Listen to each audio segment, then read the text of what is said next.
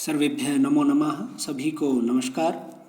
और आज हम कारक प्रकरण की जो है तृतीय विभक्ति करेंगे। और तृतीय विभक्ति में इस कारक प्रकरण के अंतर्गत फर्स्ट सूत्र क्या है देखिए। स्वतंत्रतः कर्ता की जो क्रिया को करने में स्वतंत्र होता है वही क्या होगा, कर्ता होगा।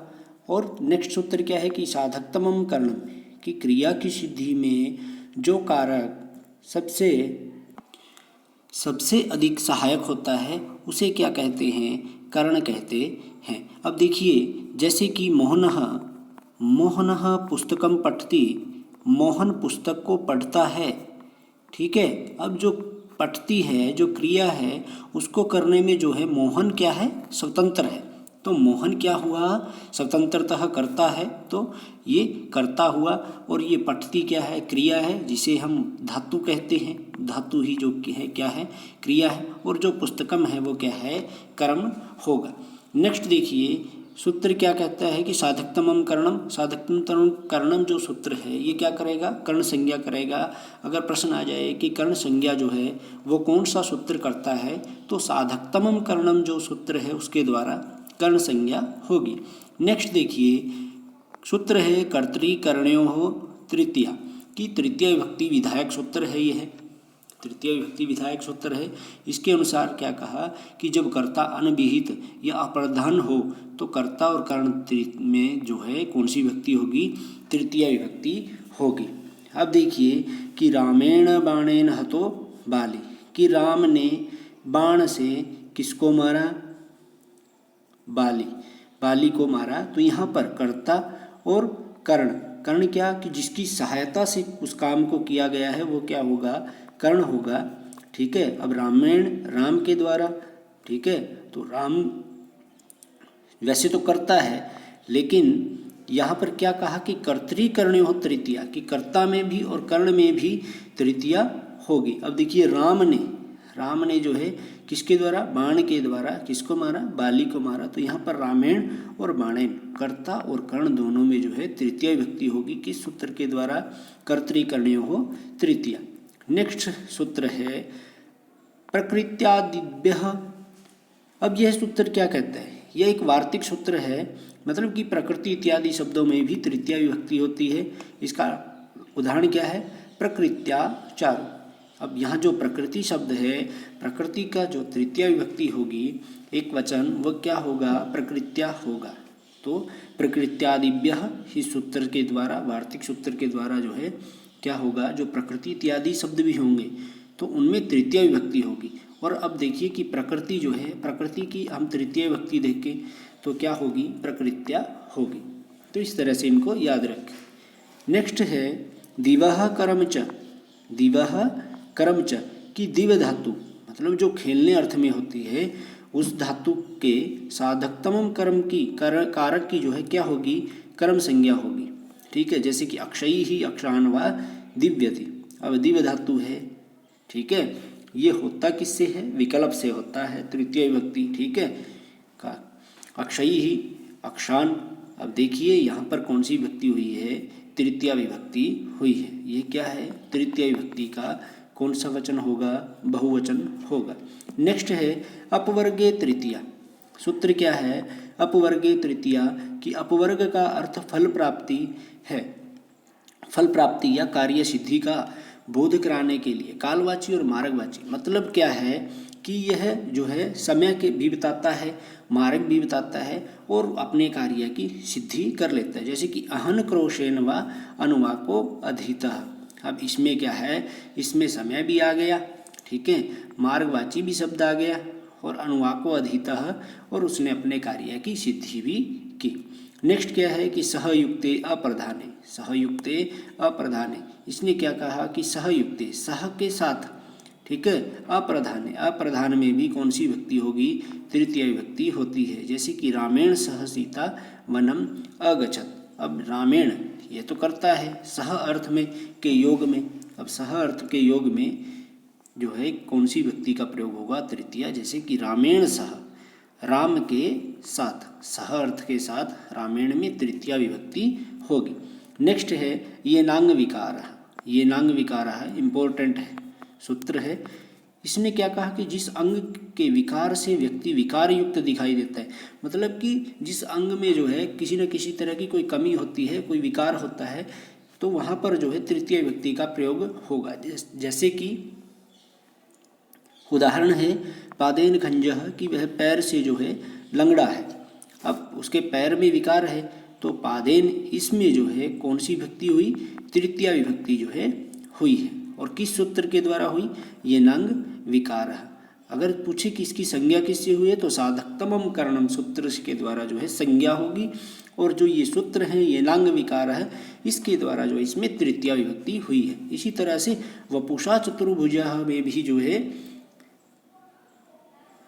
कौन सी विभक्ति होगी, तृतीया विभक्ति जो है होगी, और वो भी ये नंग विकार है सूत्र के द्वारा। नेक्स्ट है इंपॉर्टेंट सूत्र है इत्थम भूत लक्षणे। इसने क्या कहा कि कोई विशेष अवस्था को प्राप्त करने की जब सूचना मिलती है, तो वहाँ पर भी जो है कौन सी विभक्ति का प्रयोग होगा, तृतीय विभक्ति का प्रयोग होता है। ठीक है, देखिए जटाभिः तापसः। अब यहाँ पर जटाभिः में कौन सी विभक्ति है, तृतीय विभक्ति का प्रयोग हुआ है। तो यहाँ पर किस सूत्र के द्वारा, इत्थम भूत लक्षणे जटाभिः तापसः। इसके बाद है संजो अन्यतरश्याम कर्मणि, अर्थात क्या कहा कि सम और ज्ञ, मतलब कि सम उपसर्ग पूर्वक ज्ञा धातु ज्या धातु के कर्म में विकल्प से जो है तृतीय विभक्ति होती है। पित्रा पित्रम व संजानिते, तो यहाँ पर विकल्प से तृतीय विभक्ति हुई है। नेक्स्ट है हेतु। हेतुवाचक जितने शब्द होंगे उनमें भी कौन सी विभक्ति होगी, तृतीय विभक्ति का प्रयोग होगा। जैसे कि दंडेन घटः, ठीक है, दंडेन घटः, दंडेन में कौन सी विभक्ति होगी, तृतीय विभक्ति होगी। नेक्स्ट है गम्यमाना अपि क्रियाकारक विभक्तौ प्रयोजिका। इतना इम्पोर्टेंट सूत्र नहीं है परीक्षा की दृष्टि से, लेकिन इसको पढ़ लीजिए कि देखिए कि जब क्रिया वाक्य में स्पष्टता उक्त न हो, मतलब कोई वाक्य है, कोई उदाहरण है, उसमें जो है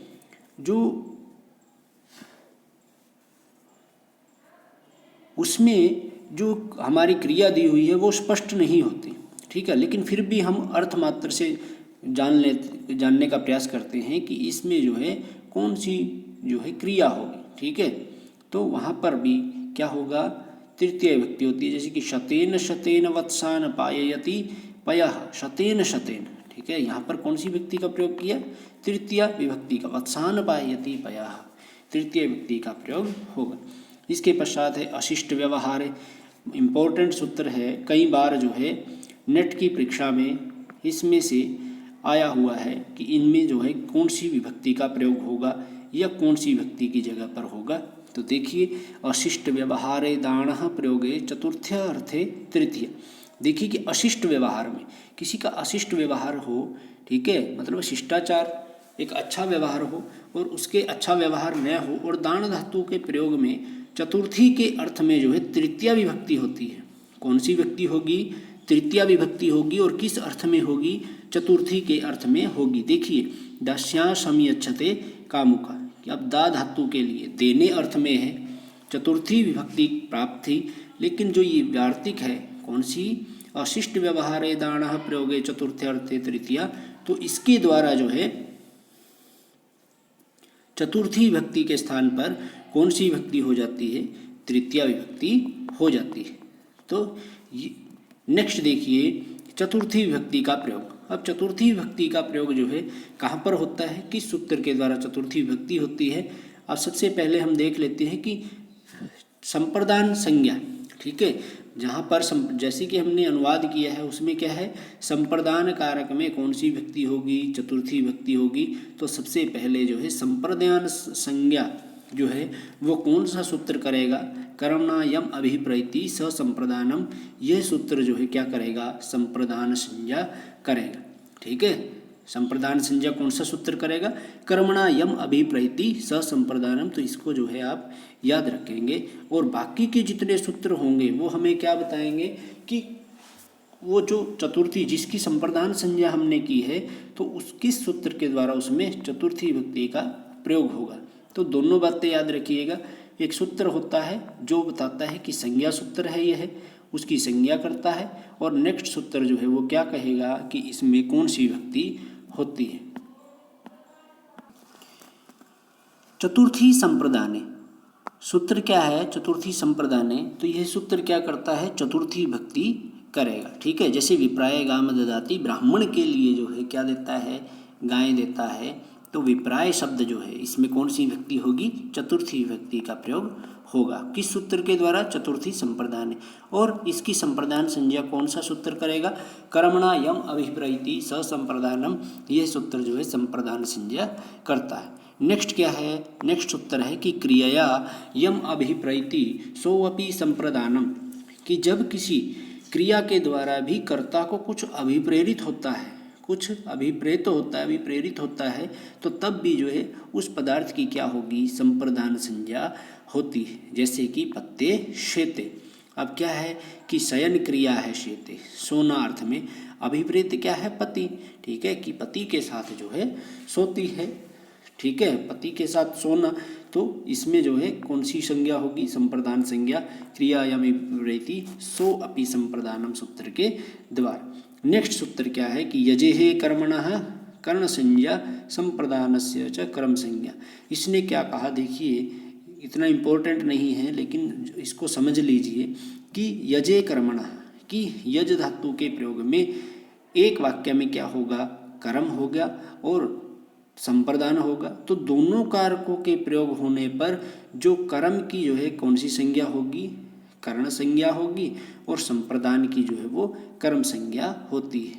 ठीक है, कर्म की कौन सी संज्ञा होगी, कर्ण संज्ञा होगी, और संप्रदान की जो है कर्म संज्ञा हो जाती है। उदाहरण क्या है, पशुना रुद्रम यज्जते, इस तरह से यह इसका सूत्र होगा।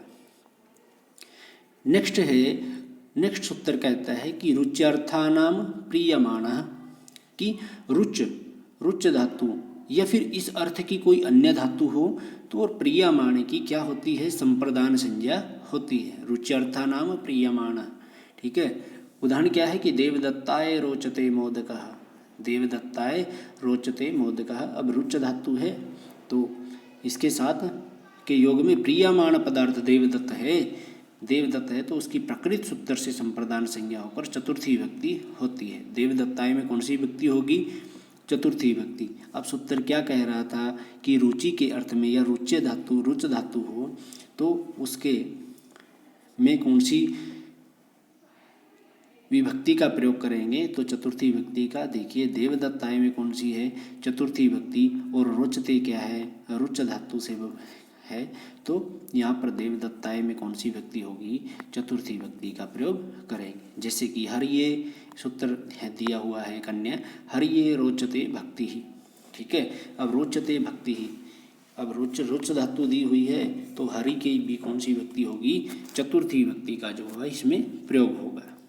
नेक्स्ट सूत्र देखिए, कुछ धातुएं दी हुई हैं। धातु कौन कौन सी है कि शलाग हनुंग स्था शपाम जिपश्यमान, की शलाग प्रशंसा अर्थ में, हनुंग छिपाने अर्थ में, और स्था ठहरने अर्थ में, या फिर शप धातु जो उलाहना देने के अर्थ में हो। ऐसी क्रियाओं के योग में जहाँ अभिष्ट को बतलाना हो, मतलब तो वहाँ पर कौन सी संज्ञा होगी, संप्रदान संज्ञा होने से चतुर्थी विभक्ति का प्रयोग होगा। जैसे कि गोपी स्मरात, ठीक है, कृष्णाय शलागते, या फिर कृष्णाय हनुते तिष्ठते शपते वा, इस तरह से इन सभी में कृष्ण ही बोधितुम इष्ट है। मतलब कि जैसे कृष्ण की प्रशंसा करना, कृष्ण के लिए छिपना, या फिर कृष्ण के लिए ठहरना, या फिर उसको उलाहना देना, तो इन सभी में जो है क्या होगा, चतुर्थी विभक्ति का जो है प्रयोग होगा। नेक्स्ट देखिए, नेक्स्ट सूत्र क्या है, धारेरुत्तम मरणः, धारेरुत्तम मरणः उत्तमर्णः, कि अणिजंत धारी धातु के योग में उत्तमर्ण ऋण देने के अर्थ में जो है संप्रदान संज्ञा होगी। मतलब कि जो ऋण देने का अर्थ जहाँ पर होगा वहाँ पर संप्रदान संज्ञा होगी। देखिए भक्ताय धारयति हरि ही मोक्षः, तो यहाँ भक्ताय में जो है कौन सी विभक्ति का प्रयोग होगा, चतुर्थी विभक्ति का प्रयोग जो है होगा। नेक्स्ट देखिए, सप्रीहे रिप्सितः, सप्रीहे रिप्सितः, कि सप्रीह, सप्रीह का मतलब क्या है, चाहना अर्थ में। इस धातु के योग में जो है वो इप्सित पदार्थ की क्या होगी, संप्रदान संज्ञा होती है। जैसे कि पुष्पेभ्यः सप्रीहति। ठीक है, तो उस पेभ्य में जो है कौन सी विभक्ति हुई, चतुर्थी विभक्ति का जो है प्रयोग हुआ। नेक्स्ट देखिए, क्रुद्ध द्रूह ईर्ष्या असूयार्था नाम यम प्रतीकोपः कि क्रुद्ध द्रूह ईर्ष्या असूया अर्थ वाली धातुओं के योग में जिसके ऊपर क्रोध आदि किया जाए तो उसकी भी कौन सी संज्ञा होगी, संप्रदान संज्ञा जो है होती है। जैसे कि गुरुः शिष्याय क्रुध्यति। अब क्रुध्यति क्या है, क्रुद्ध धातु है और क्रुद्ध धातु के योग में कौन सी विभक्ति का प्रयोग करेंगे, चतुर्थी विभक्ति का जो है प्रयोग करेंगे। कौन सी विभक्ति का, चतुर्थी विभक्ति का हम प्रयोग करते हैं। तो गुरुः शिष्याय, तो शिष्याय में जो है कौन सी विभक्ति का प्रयोग हुआ, चतुर्थी विभक्ति का। नेक्स्ट सूत्र देखिए कि क्रुद्ध द्रूह उपसृष्टयो कर्म। अब यहाँ पर क्या कहा कि उपसर्ग पूर्वक अगर क्रुद्ध और द्रूह धातुओं का प्रयोग किया जाए जिसमें कोप आदि हो तो उसकी कर्म संज्ञा होगी। अब क्रूर अभिक्रुध्यति, अभिक्रुध्यति, अगर अकेला क्रुद्ध धातु हो चतुर्थी विभक्ति होगी, लेकिन अगर क्रुद्ध धातु या द्रूह धातु का प्रयोग हो और उससे पहले जो है अभी उपसर्ग दिया हुआ हो तो वहाँ पर, ठीक है, कोई भी उपसर्ग हो, अभी जरूरी नहीं है, कोई भी उपसर्ग हो तो वहाँ पर कौन सी विभक्ति का प्रयोग होगा, दूसरी विभक्ति का जो है वो प्रयोग होगा। नेक्स्ट देखिए, राधिक्षोर यशः विप्रश्नः, राधिक्षो यशः विप्रश्नः, राध और इक्ष धातुओं के योग में चाहे वो शुभ हो, अशुभ हो, विषक हो, कैसा भी हो तो वहाँ पर कौन सी संज्ञा होगी, संप्रदान संज्ञा जो है होती है। राध और इक्ष धातु का अर्थ क्या है, कई बार परीक्षा में पूछ लिया जाता है। राध धातु का अर्थ है आराधना और इक्ष धातु का अर्थ है देखना। कौन सा, देखना। देखिए, कृष्णाय राध्यति इक्षते वा, कि कृष्ण के लिए वो जो है आराधना करती है या फिर देखती है। ठीक है। नेक्स्ट देखिए, प्रतंज्ञाभ्याम श्रुवः पूर्वस्य कर्ता, कि श्रु धातु, श्रुवः, श्रु धातु के पहले जब क्या हो, प्रति, प्रत्यांग किस तरह से बना, इनमें संधि हो जाती है, प्रति हो या फिर आंग हो या फिर जो है क्या हो, प्रति और आंग उपसर्ग हो और बाद में क्या हो, श्रु धातु, मतलब कि श्रु धातु से पहले प्रति और आंग उपसर्ग दिया हुआ हो और प्रतिज्ञा करने की जो है प्रेरणा संज्ञक हो तो वहाँ पर कौन सी संज्ञा होगी, संप्रदान संज्ञा जो है वह होती है। उदाहरण देखिए, विप्रायगाम प्रति शृणोति आशृणोति वाह। अब श्रु धातु है और श्रु धातु से पहले उपसर्ग दिए हुए हैं तो कौन सी विभक्ति का प्रयोग होगा, चतुर्थी विभक्ति का विकल्प से प्रयोग होगा। ठीक है। नेक्स्ट देखिए, अनुप्रतिगृणश्च, क्या कहा कि अनुप्रतिगृणश्च, कि अनु उपसर्ग हो, प्रति उपसर्ग हो और इनके बाद गृह धातु हो। गृह धातु मीन्स इनसे पहले अनु और जो है कौन सी, अनु और जो है प्रति उपसर्ग दिया हुआ हो तो इनकी संप्रदान संज्ञा होती है। नेक्स्ट दिया हुआ है कुछ शब्द हैं जैसे कि पृथक विना नाना अभितृतीया अन्यत्र श्याम। क्या कहा कि पृथक विना नाना के योग में जो है दूसरी, तीसरी और पंचवी विभक्ति, इन तीनों विभक्तियों का जो है वो प्रयोग हो जाता है। किससे, विकल्प से। कौन कौन से शब्द हैं, पृथक शब्द होगा, विना शब्द दिया हो या फिर नाना शब्द दिया हुआ तो इनके योग में जो है कौन सी विभक्ति का प्रयोग होगा, दूसरी विभक्ति का भी हो सकता है, तीसरी विभक्ति का भी और पांचवी विभक्ति का भी। किससे, विकल्प से। वाह। ठीक है।